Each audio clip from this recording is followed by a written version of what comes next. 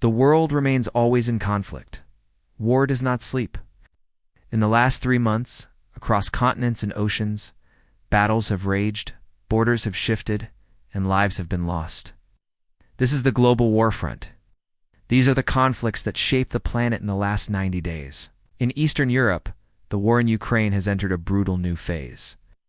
Russian forces have pushed hard in the Donbass region, focusing heavy artillery and drone attacks on Ukrainian positions near Chasiv Yar and Avdiivka. These cities have become symbols of resistance and devastation. Ukrainian soldiers continue to defend with tenacity, but ammunition shortages and power grid attacks have worn down defenses. Russian glide bombs and drone swarms have proven difficult to counter. Dozens of small villages in the Donetsk region have been turned to ruins. Russia launched one of its largest air offensives in recent months. More than 100 missiles and drones were fired in a single night, targeting Kyiv, Odessa, and power plants across the country. Ukraine reported blackouts in several cities. Ukrainian forces, in return, have continued deep strikes using long-range drones. Oil depots in Russia's border regions have been set ablaze. Military airports and railway hubs far from the front lines have seen explosions. The war has also intensified in the skies. Ukraine's air defense systems have improved, but the scale of Russian bombardment continues to overwhelm them. Civilians live in constant fear of night attacks. On the diplomatic front, more countries have pledged military support to Ukraine. Western leaders gathered to coordinate continued aid, but delays in weapon deliveries have impacted the battlefield. Inside Russia, internal unrest has grown. Military funerals have increased. Videos of Russian soldiers refusing to fight or complaining about poor equipment have surfaced. The Kremlin continues to suppress dissent. On the ground, the war remains trench-based and grinding.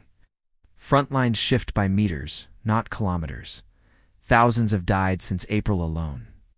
The conflict shows no signs of ending soon. In the Taiwan Strait, military drills have escalated. China has sent dozens of aircraft and warships near Taiwan's airspace and waters. Taiwan has scrambled jets in response. Live fire exercises have occurred close to Taiwanese islands. The government in Taipei has warned of increased threats. Civilians have conducted air raid drills. The United States has sent naval ships through the region to signal support. The standoff grows more dangerous with each passing month. The threat of miscalculation is real. In the South China Sea, China continues to construct military bases on artificial islands. The Philippines has pushed back, sending resupply ships to contested waters. Chinese Coast Guard vessels have rammed Filipino boats. Water cannons have been used. Video footage shows tense standoffs. The maritime dispute grows more intense. Vietnam and Malaysia have also voiced concern. Naval patrols have increased. The region remains one of the most contested bodies of water in the world. In the Middle East, the war in Gaza has escalated into one of the most intense campaigns in the region's recent history. Israeli ground forces continue operations in southern Gaza. With fierce fighting reported in Rafah, airstrikes have flattened city blocks. The humanitarian situation has grown worse. Food, water, and medical supplies remain scarce. Thousands have fled south, only to find destruction and chaos. Hezbollah in Lebanon has opened a second front. Rocket fire and drone strikes have been launched into northern Israel. Israeli artillery and jets have responded by striking deep into southern Lebanon. The northern border has become an active war zone. Civilians on both sides have evacuated border towns. Fields burn. Schools are closed. Military buildup continues. Israeli leadership has vowed to dismantle Hamas entirely. Gaza City has been largely reduced to rubble. Drones and tunnel warfare dominate the battlefield. Across the West Bank, tensions have flared. Israeli raids, clashes with armed groups, and settler violence have led to dozens of deaths. The entire region remains volatile. Peace efforts have stalled. Talks in Egypt and Qatar have failed to bring a ceasefire. International pressure mounts, but the fighting continues. In Sudan, the civil war between the army and the paramilitary rapid support forces has only grown more brutal. The capital city, Khartoum, remains a battleground. Urban warfare has become the norm. Buildings are shelled. Snipers hold rooftops. Civilians hide in basements for days. The city of El Fasher in Darfur has seen mass killings. Reports of ethnic violence and civilian massacres have emerged. Satellite images show entire neighborhoods burned. The humanitarian crisis in Sudan is among the worst in the world. Millions have fled. Cholera spreads. Aid convoys are blocked or looted by militias. The army has used airstrikes and artillery to push back. The rapid support forces rely on mobility and guerrilla tactics. Neither side has full control. Outside powers are involved. Weapons flow into the country. Foreign interests back different factions. Peace talks have failed repeatedly. The war has spread into other regions. Blue Nile and Kordofan states have seen clashes. Ethnic rivalries have turned deadly. The country risks complete collapse. In the Horn of Africa, the war in Ethiopia's Amhara region has reignited. The federal government launched offensives against local militias resisting central rule. Fighting has returned to towns that had only recently seen peace. The fragile ceasefire after the Tigray War is breaking apart. Displacement is rising again. Ethiopian forces face ambushes and resistance in difficult terrain. Civilian casualties are high. Hospitals are overwhelmed. Tensions between Ethiopia and Somalia have also increased.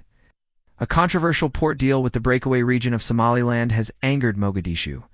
Border clashes have been reported. In the Democratic Republic of Congo, the war in the eastern provinces continues. The M23 rebel group, backed by regional powers, controls parts of North Kivu. The city of Goma is under constant threat. Artillery fire echoes across hills. United Nations peacekeepers have been attacked and are withdrawing from some areas. Civilians are caught in the middle. Mass rapes, killings, and forced displacements are common. Entire villages are emptied overnight. Congolese army, with limited resources, struggles to regain control. Rwanda has been accused of supporting the rebels, increasing regional tensions. In neighboring Central African Republic, fighting has also increased. Armed groups contest control of roads and mining sites. Foreign mercenaries are active. In the Sahel region, the war against jihadist groups continues across Mali, Burkina Faso, and Niger. These countries are ruled by military juntas after recent coups. Islamist fighters launch weekly attacks. Ambushes, bombings, and raids on villages are constant. Military convoys are targeted by roadside bombs. Thousands of civilians have died in the past 3 months alone. Entire towns have been abandoned. Schools remain closed. Farmers cannot work their fields. In response, the juntas have requested more foreign support. Russia's Wagner forces operate in the shadows, providing training and conducting raids. France and United Nations troops have withdrawn. Local armies now fight alone. The security vacuum grows. The violence spreads across borders. In Niger, the junta has cracked down on dissent. Protests are banned. Journalists are arrested. Political rivals vanish. The region risks becoming a permanent war zone. In the Middle East, the war in Yemen has flared again. The Houthis have launched missile and drone attacks into the Red Sea, targeting international shipping lanes. Several commercial ships have been damaged or forced to turn back. Naval forces from multiple countries have deployed to the area. The risk of escalation remains high. Saudi Arabia has resumed airstrikes on Houthi positions. In return, the Houthis have attacked oil infrastructure. The fragile peace process appears to be collapsing. Inside Yemen, fighting continues between the Houthis and rival factions. The country remains divided. Hunger and disease are rampant. Aid groups struggle to operate. The Red Sea crisis has become global. Naval tensions have risen. Maritime insurance has surged. Trade routes are under threat. In Syria, Israeli airstrikes have intensified. Weapons depots, military convoys, and Iranian-linked bases have been hit near Damascus and Aleppo. Turkey has also launched attacks on Kurdish fighters in the north. Drone strikes have killed senior militia leaders. Cities like Qamishli and Manbij are under pressure. Syrian government forces clash with rebel groups in the south. The war grinds on in multiple directions. Civilians suffer under sanctions and displacement. Russian troops remain present. Iran continues to build influence. The conflict remains a patchwork of battles with no resolution in sight. In Iraq, the threat of Islamic State cells remains. Ambushes and roadside bombs have killed soldiers and police in remote areas. The group operates mostly at night, striking and vanishing before dawn. Baghdad has also seen protests and political unrest. Armed groups backed by foreign powers remain powerful. The situation is tense but controlled, for now. In the Kurdistan region, Turkish forces continue cross-border operations. Airstrikes target suspected camps of Kurdish fighters. Civilians living near the mountains are often caught in the blasts. In Afghanistan, the Taliban regime struggles to maintain control. Resistance groups have launched attacks in the north. Bombings in Kabul and Herat have killed dozens. Islamic State branch in Afghanistan has claimed responsibility for many of the attacks. Shiite communities and foreign aid groups are frequent targets. The economy remains shattered. Millions are out of work. Food shortages and blackouts are widespread. Regime faces pressure from within and outside. In Pakistan, military operations have intensified in tribal regions. The army has launched sweeps against armed groups near the Afghan border. Airstrikes and ground raids are ongoing. Meanwhile, tensions with India remain. In Kashmir, both sides have increased troop patrols. Border violations have been reported, and gunfire exchanges have taken place. The political climate in both countries remains fragile. Nationalist rhetoric is on the rise. Peace talks have not resumed. The border remains one of the most dangerous in the world. In the Caucasus, the Armenia and Azerbaijan conflict has not fully ended. Although major fighting stopped after Nagorno-Karabakh was captured by Azerbaijan, military buildup continues. Skirmishes have broken out along the new border. Villagers have been displaced again. Armenian troops have dug defensive positions. Fear of another round of fighting is high. Russia, once the peacekeeper in the region, has withdrawn forces to support its war in Ukraine. This has left a vacuum that could reignite the conflict. In the Balkans, tension has returned to Kosovo and Serbia. Clashes have occurred between Kosovo police and ethnic Serbs. Military forces have been placed on alert. Both sides accuse each other of provocation.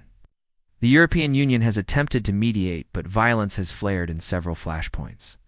The peace remains uneasy. In North Korea, missile tests have resumed. Ballistic missiles have been launched into the sea. Military parades show off new weapons and drones. South Korea and Japan remain on alert. Joint military drills with the United States have increased. The threat from the north remains constant. North Korea has also tested underwater drones and shown off new tactical gear. Analysts warn of potential long-range missile launches in the coming months. In Haiti, gang warfare has reached new heights. Armed groups control most of Port-au-Prince. Police stations have been overrun. The government is barely functioning. Killings and kidnappings happen daily. Aid deliveries are blocked. Schools and hospitals are shut down. The population lives in fear. A multinational force is preparing to deploy, but delays and legal concerns have stalled it. The situation worsens daily. Haiti is on the brink of total collapse. In Kenya and Colombia, violence has surged in rural areas. Armed groups fight for control of drug routes. Ceasefires have been broken. Peace efforts struggle to gain ground. In Ecuador, organized crime has turned cities into war zones. Explosions, assassinations, and cartel shootouts occur weekly. The government has declared states of emergency. Across Latin America, armed conflict has evolved. Cartel warfare and insurgency blend together. Entire regions operate under criminal control rather than state authority. In the Sahel, instability spreads. In addition to jihadist attacks, coups and military crackdowns have become routine. Civilians suffer from both terror and state violence. Refugee flows from these war zones have increased. Camps in neighboring countries are full. Water, food, and medicine are scarce. Tensions rise between host nations and displaced populations. In the Arctic, military posturing has increased. Russia has expanded bases. NATO countries have increased patrols. Climate change opens new shipping lanes and tensions follow. In the Red Sea and Horn of Africa, piracy is rising again. Commercial vessels are being hijacked. Armed escorts are now common for civilian shipping traffic. The Mediterranean has seen more migrant boats leaving conflict zones. Naval forces intercept them. Many sink before reaching land. The link between war and displacement is visible every day. The United Nations has called this the worst global conflict landscape since the Second World War. More than 50 countries are affected by active armed violence. Weapons and fighters move across borders. Civil wars, insurgencies, and full-scale invasions all exist at once. From drones to trench warfare, every type of conflict plays out today. Technology spreads faster than peace. Cheap drones, satellite imagery, and mobile targeting have changed how wars are fought. No place is truly remote anymore. War is not fading, it is evolving. Cities fall, borders shift, and the human cost grows. Diplomacy lags behind the speed of conflict. Most war zones today lack functioning governments. They are ruled by warlords, juntas, or foreign powers. International law means little in these places. For millions, war is not an event. It is daily life. Children grow up under shell fire. Markets open and close to the sound of gunfire. Peace is a memory. Efforts at peace continue. Talks are held. Ceasefires are signed and broken. Humanitarian workers risk everything. Some hope remains. But the road ahead is dark. And the world watches, but often turns away. Cameras fade. Reporters leave. But the people stay behind. Their stories do not end when the headlines do. From Ukraine to Sudan, from Gaza to Congo, these are the warfronts. This is our present. Every bullet fired shapes the future. Every fire leaves a scar. As we end this report, new battles are beginning. Somewhere right now, someone is running from the sound of war. The global warfront is alive. This was Warfronts, a record of global conflict. No opinions. No politics.